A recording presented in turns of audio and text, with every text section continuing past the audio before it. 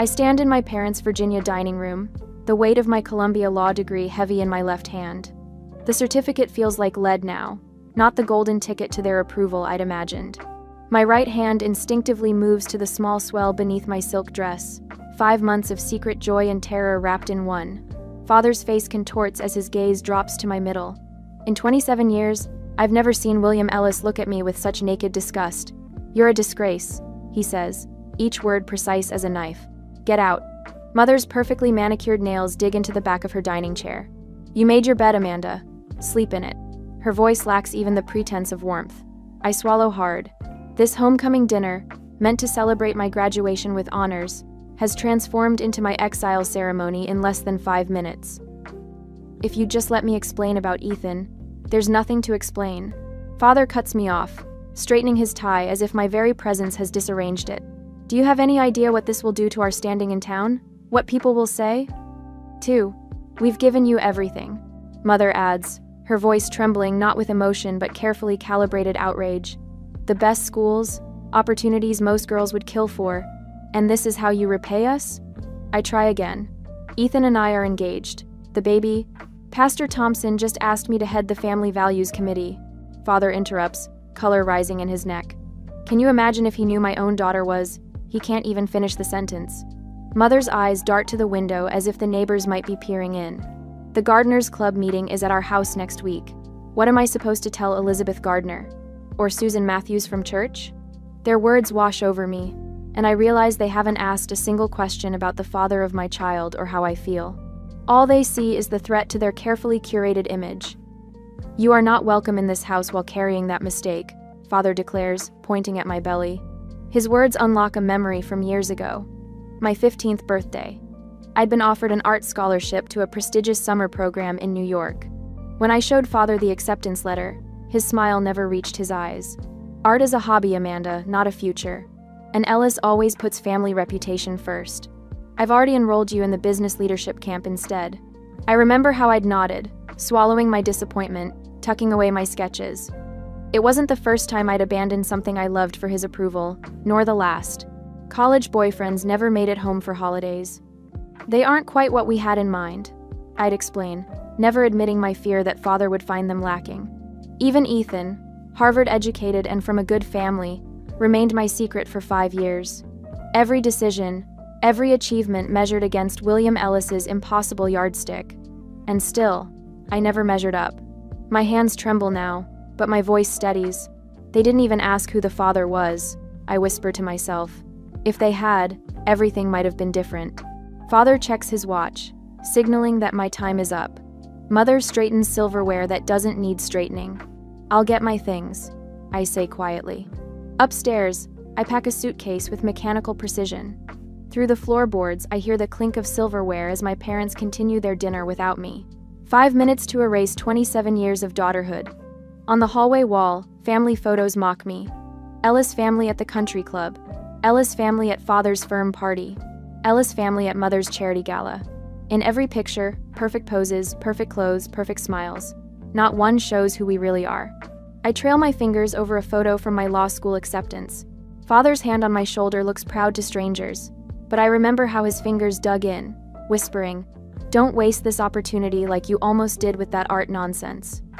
Downstairs, Mother doesn't look up from her roast chicken. Father's newspaper creates a barrier between us. I place my framed law degree on the dining table, the last offering to their altar of appearances.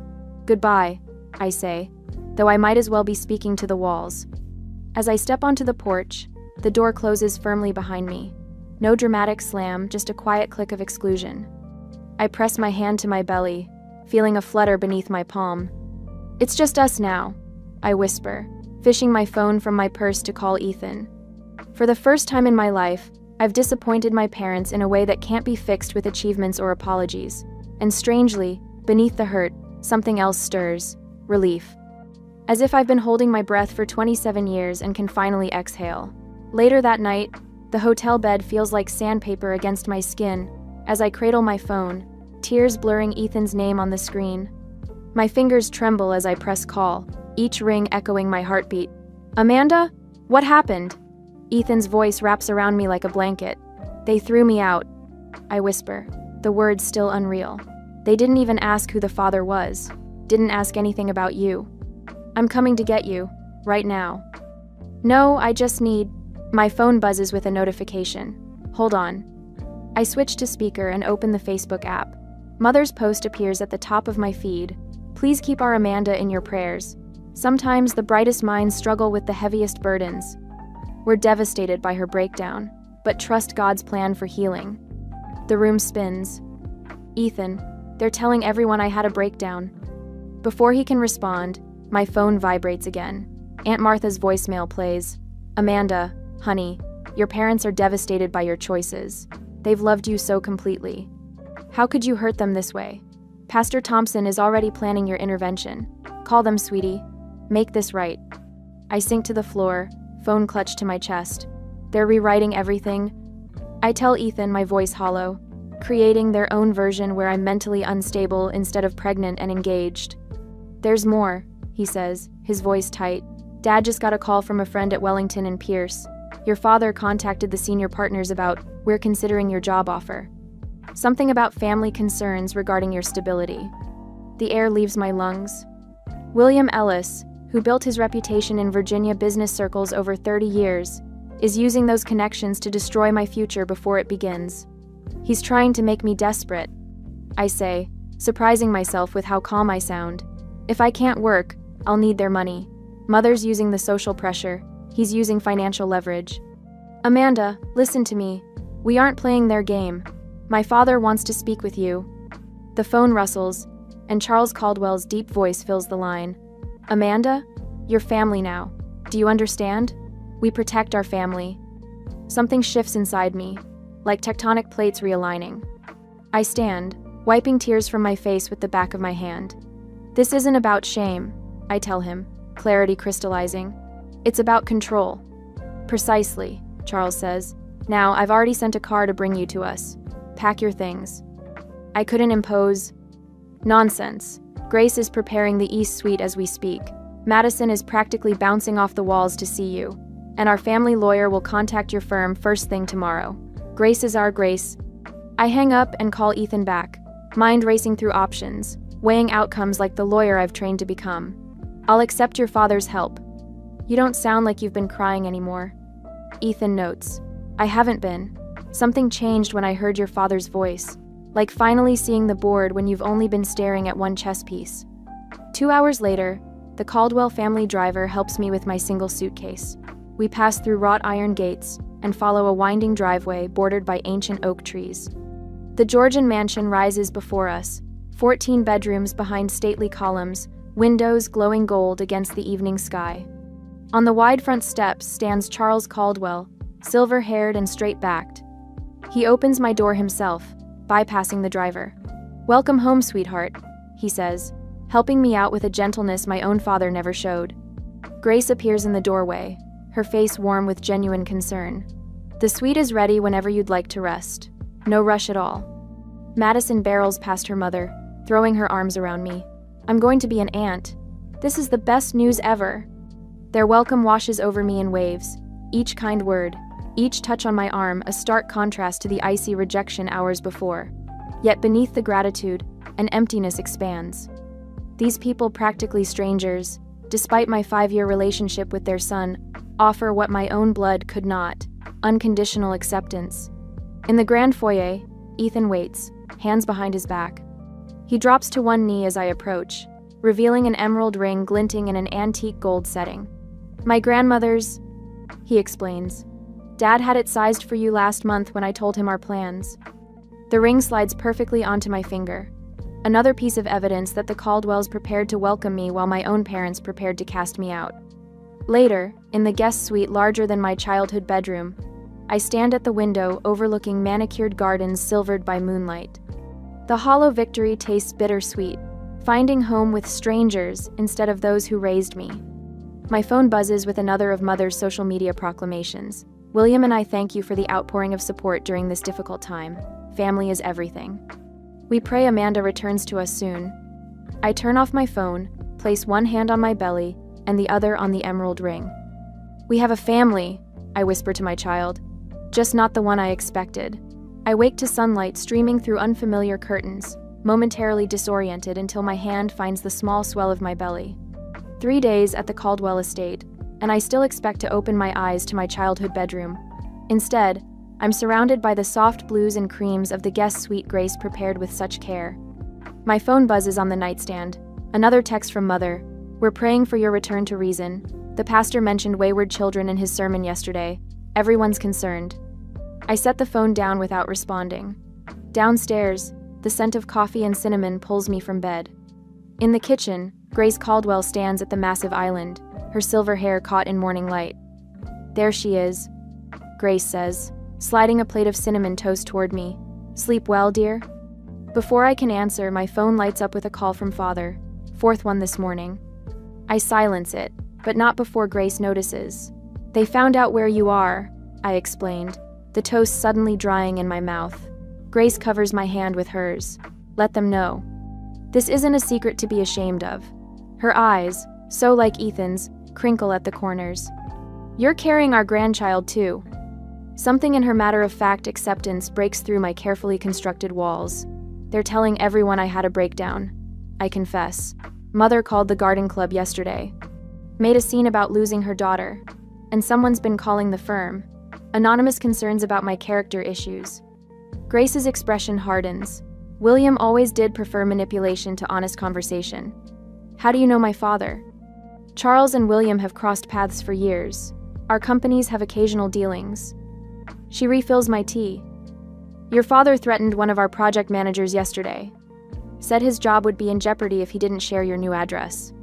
The familiar knot forms in my stomach, but something else rises alongside it. Anger, sharp, and clarifying.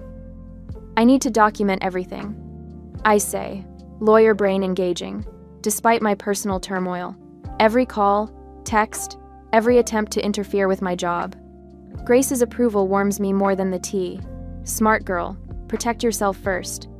Later that morning, I sat cross-legged on the window seat, creating a detailed timeline on my laptop.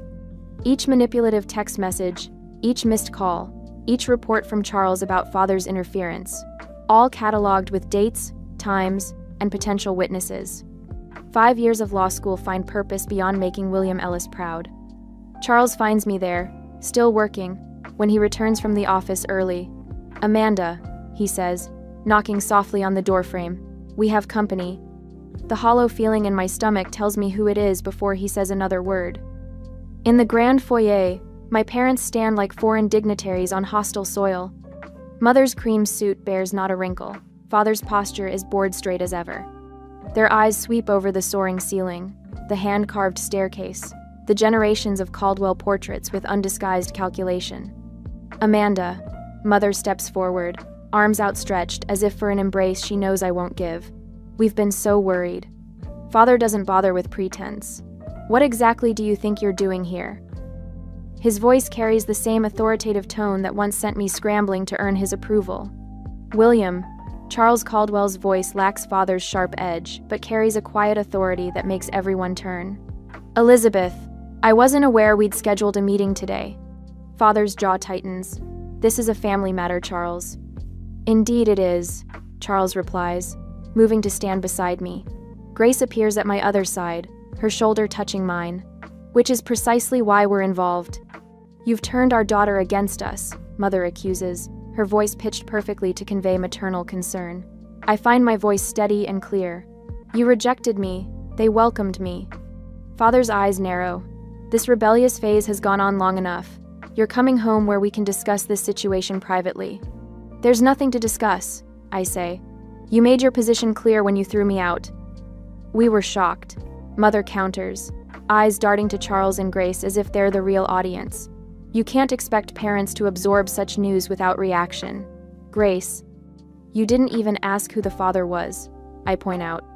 5 months pregnant, and you never once asked about the baby's father." A flicker of uncertainty crosses Mother's face, but Father plows ahead. "And now we find you've entangled yourself with the Caldwells. How convenient." Charles steps forward. "Amanda is under our protection now, William.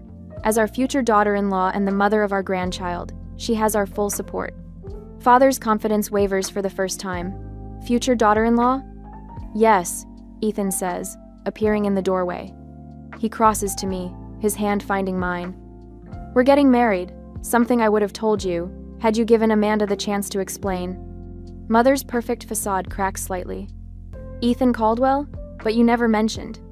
Would it have mattered? I ask. Would knowing the father is Caldwell have changed your reaction? The telling silence that follows answers my question more clearly than words ever could. Father recovers quickly, shifting tactics. Charles, we should discuss this reasonably. Our companies have mutual interests that could be affected by this situation. Charles's smile never reaches his eyes. Your employment relationships with Caldwell Energy remain secure, William. Your interference in my family, however, is not welcome. I watch Father's confident mask slip further, revealing the calculation beneath.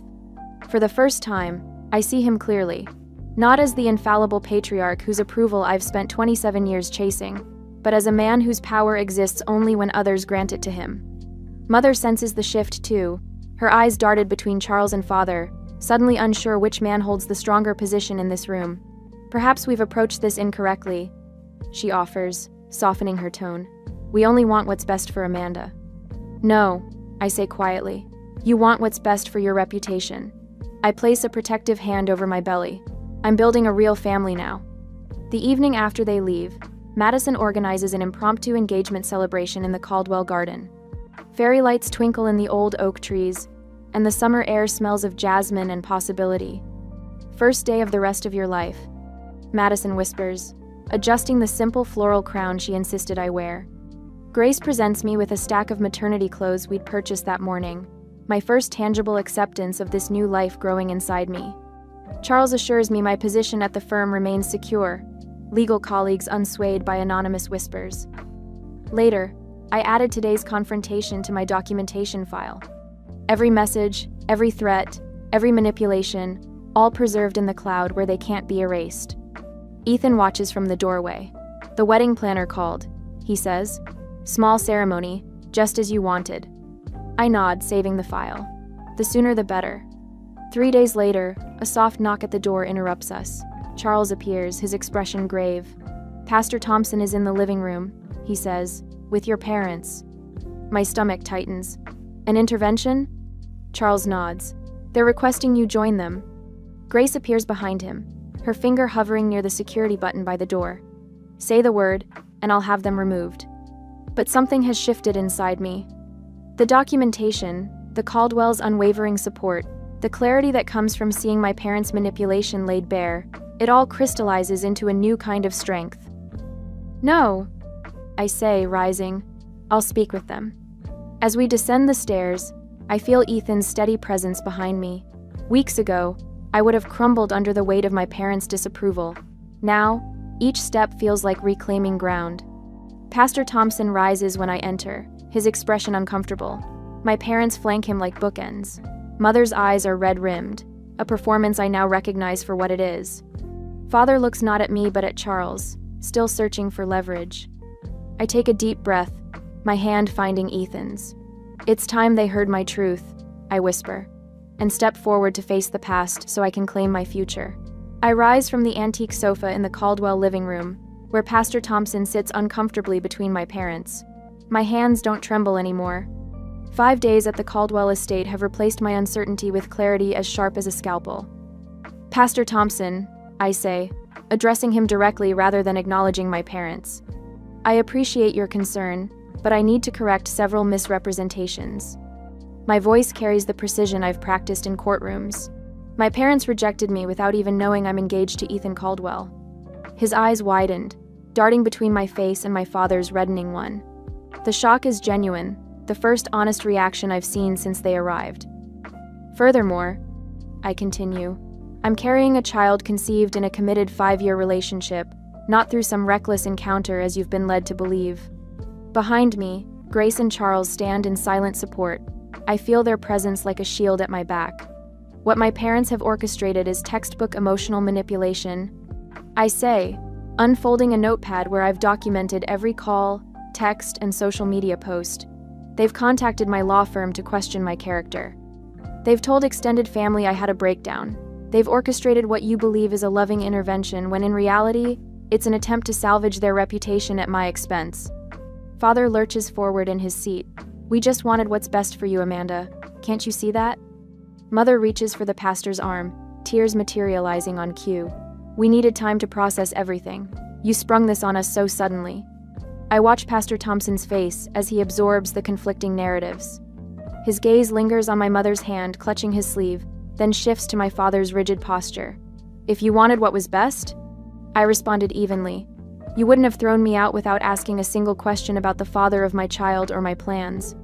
Father's jaw tightens. This isn't the place for airing family business. I'm calling Daniel Hargrove at your firm on Monday. We'll see how excited they are about a new associate with your complications. A small smile touches Charles's lips as he steps forward. Actually, William, I had lunch with Daniel yesterday. He was delighted to hear about Amanda and Ethan's engagement. The firm is fully supportive of their family plans. Father's face drains of color. Mother's tears vanish instantly, then reappear with renewed vigor when she notices Pastor Thompson watching. The calculated nature of her performance becomes painfully obvious. Pastor Thompson clears his throat.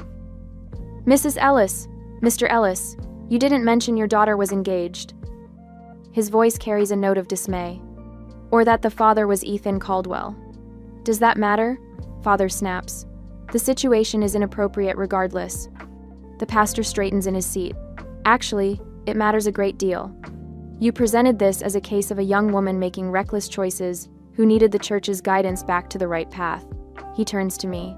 Miss Ellis, Amanda, I sincerely apologize.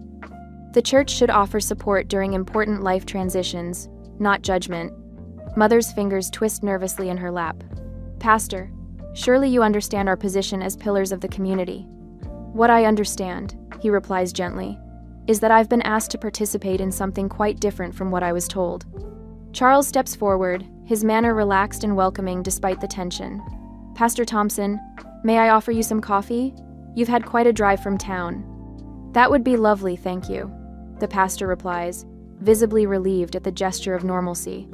Grace retrieves a small envelope from the side table.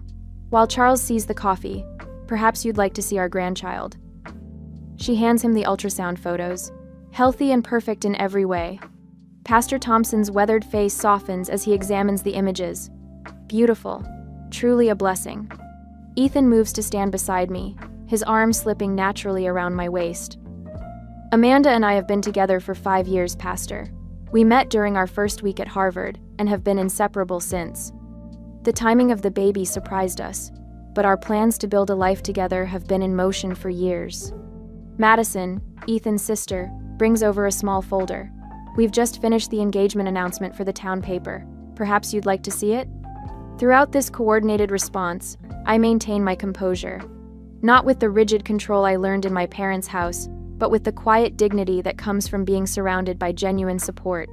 Mother's eyes linger on the ultrasound photo still in Pastor Thompson's hands. Something flickers across her face, not the manufactured emotion she's displayed since arriving, but something raw and genuine. For a brief moment, I glimpse the grandmother she might have been if appearances hadn't mattered more than love. Father notices nothing. His focus remains fixed on Charles, calculating power dynamics and finding himself outmatched. William, Mother whispers, touching his arm. Maybe we should listen. His head jerks toward her, betrayal flashing in his eyes. There's nothing to listen to. We're leaving. But Mother doesn't move. Her gaze returns to the ultrasound photo. Is it a boy or a girl? She asks softly. Father stands abruptly. Elizabeth. She flinches, but remains seated. Just a moment, William. It's the first time I've ever seen her contradict him, however mildly. The first crack in their united front. Father looks down at her with cold disbelief, then turns and walks out alone. The front door closes with a decisive click. Mother sits motionless, caught between the husband she's always followed and the grandchild she clearly wants to know. Pastor Thompson hands the ultrasound photo back to Grace with a nod of thanks. Perhaps, he says gently, this is a time for building bridges rather than walls. I watch my mother's face as she realizes the narrative she and Father crafted has crumbled. Their version of events no longer controls the story. The community they so desperately wanted to impress will soon know the truth, not through angry accusations, but through a simple engagement announcement and the quiet dignity with which the Caldwells have handled this ambush. The baby is a girl, I tell her, my voice neither warm nor cold, simply factual, an offering she can accept or reject. Mother looks up, uncertainty replacing her usual calculated poise. For the first time in my life, I see her without knowing exactly what she'll do next. And for the first time, it's not my problem to fix. I stare at the formal letter in my hands, William Ellis's law firm letterhead bold across the top. The demand for a family meeting before my wedding makes my stomach clench. 5 weeks ago, I stood in their dining room as they cast me out. Now they want to negotiate terms. Your father's lawyer called again. Charles Caldwell sits across from me at his mahogany desk, his voice calm but eyes sharp with concern. They're threatening a grandparent rights lawsuit. I trace the embossed letterhead with my fingertip. Mother's been calling every relative we have. Aunt Martha phoned me in tears yesterday, begging me to make peace with my parents before the baby comes. And now half the family is texting you, Ethan adds from his position by the window, sunlight catching the anger in his eyes. All with the same message. Grace enters with a tray of tea, setting it down with quiet efficiency. Her presence steadies me, so different from Elizabeth's calculating displays of motherhood. They've requested mediation. Charles's mouth tightens around the word. Before the wedding. I take the cup Grace offers, inhaling the calming scent of chamomile. 2 days until I marry Ethan in the Caldwell garden. 2 days until I officially join this family that chose me when my own did not. They're desperate. Grace says, her hand warm on my shoulder. They've lost control of the narrative since Pastor Thompson saw them for what they are. I think of the letter's threats to contest the ceremony, the thinly veiled accusations that the Caldwells had stolen me from my rightful family.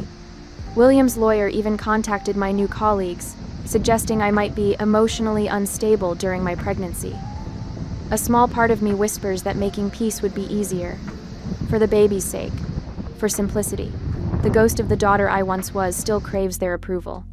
But as I look around at the Caldwells, Charles's protective steadiness, Grace's unconditional warmth, Ethan's unwavering support, clarity washes over me like a wave. Boundaries aren't punishment, I say slowly, setting down my cup. They're protection.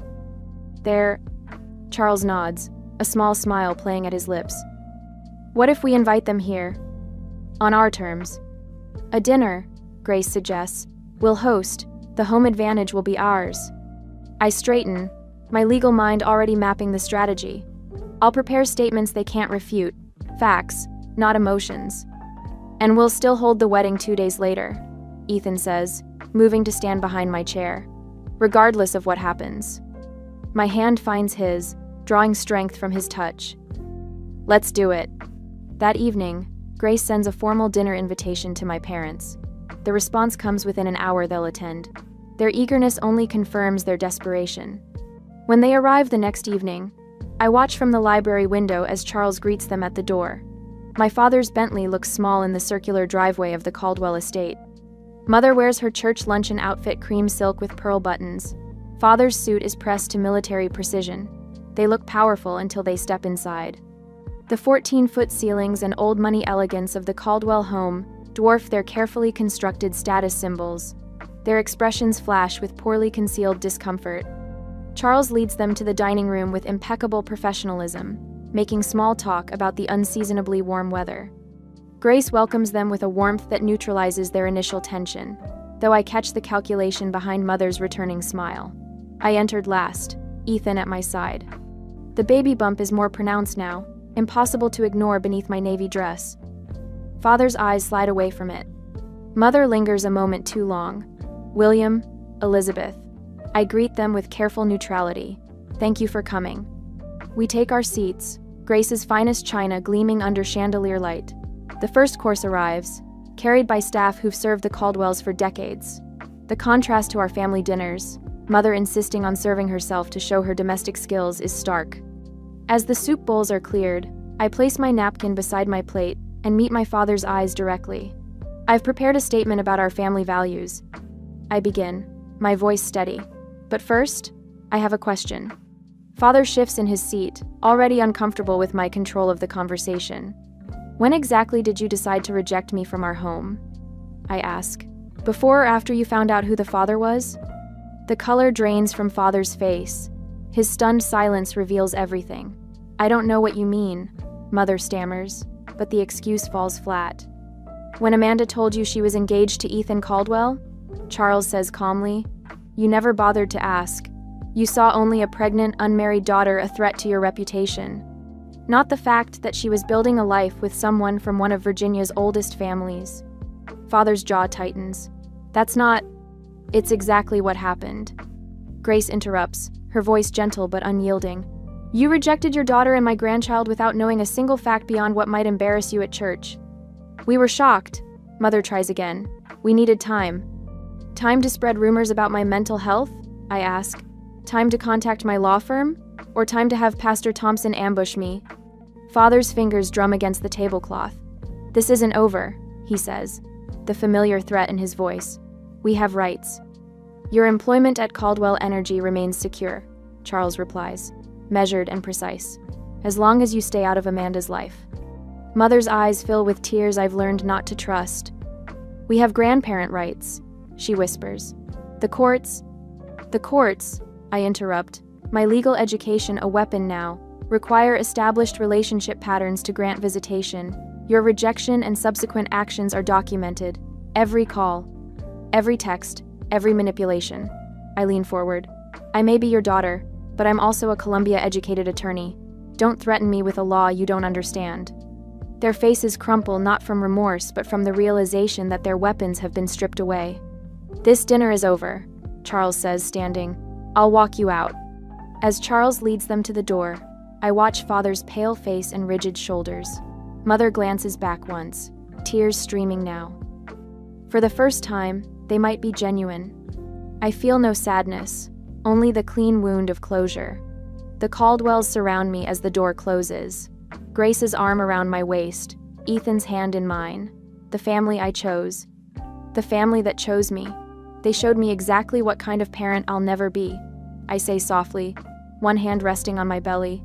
In 2 days, I'll marry Ethan in the garden behind us. And in 4 months, we'll welcome our daughter into a home built on love instead of appearances. Some boundaries aren't meant to be crossed. Some endings make room for better beginnings. 4 months later, I stand in the Caldwell dining room, sunlight streaming through floor-to-ceiling windows. My Columbia law degree now hangs proudly in Charles's study, his suggestion, not mine. My silk dress, the same one I wore that fateful night at my parents' home, stretches more noticeably over my 7-month bump now.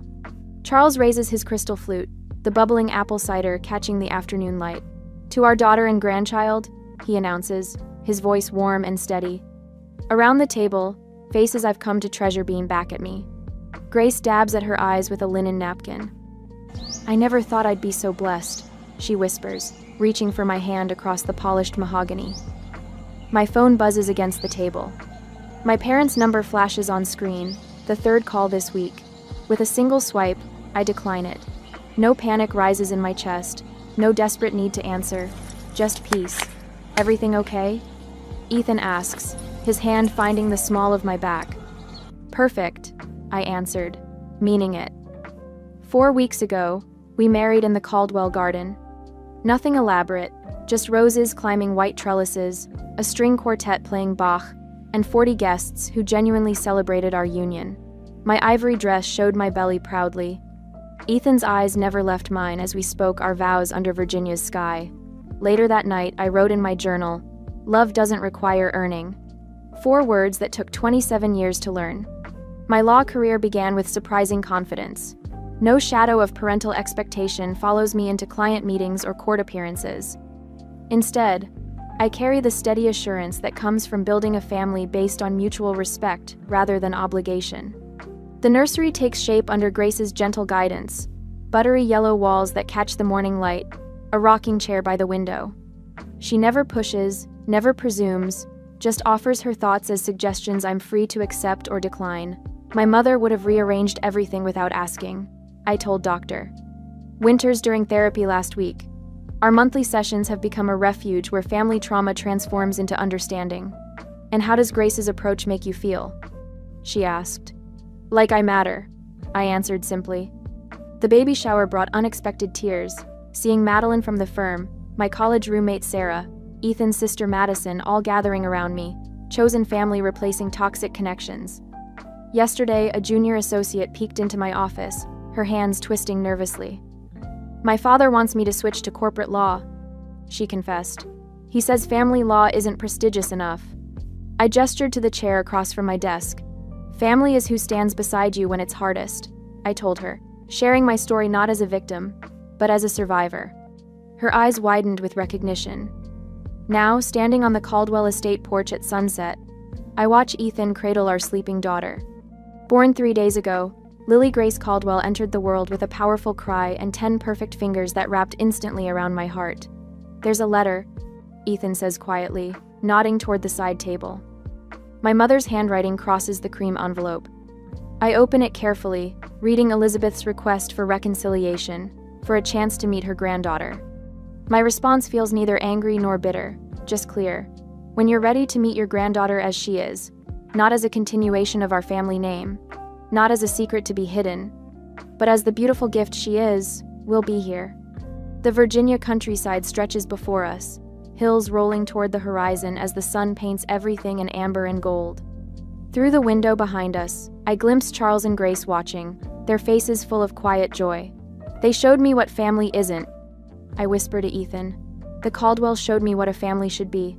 Blood doesn't make family, love does." He kisses my forehead, our daughter sleeping peacefully between us. "Love without conditions," he adds. I nod, finally understanding what I could never earn but was always worthy of receiving.